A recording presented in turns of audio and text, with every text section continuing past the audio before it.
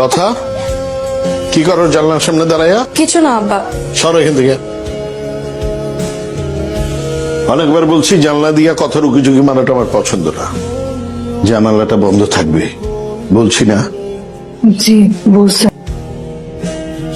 আমি তোর আব্বা কি কইছে শুনছস? যে গলা রাস্তা মানুষ পর্যন্ত শুনতে পাইছে।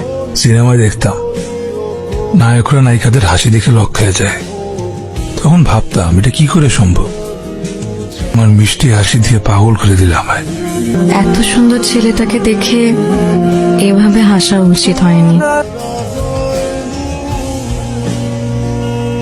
আহা, আলহামদুলিল্লাহ রহিম ভাই, দোকান মোটামুটি ভালোই চলতেছে। গতকাল আপনাকে দেখে হি হি করা ঠিক হয়নি।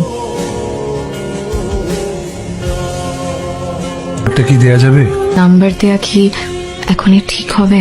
নাম্বার তোমার? আচ্ছা ঠিক আছে দিই। কি? 0 1 1 3 3 7 7 5 5।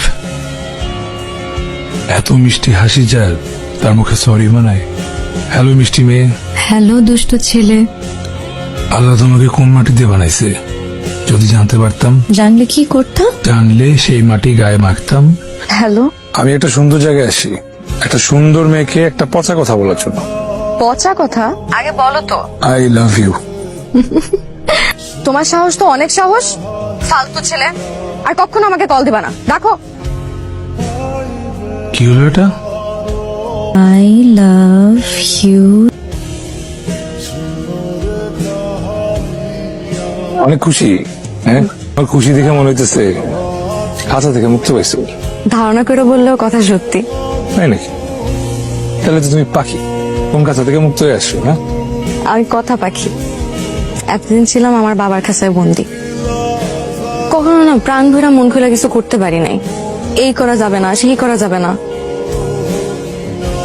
এতদিন শিকল দিয়ে আমার পাটা আটকে রাখছিল। তোমার হৃদয় তো ভাঙতে পারছি। এখন থেকে তুমি সবসময় মুক্ত থাকবা, উড়বা, ঘুরবা, হাসবা। ওই হাসির জন্য সব করতে পারবা। তুমি আমার জন্য এত কিছু কেন করবা?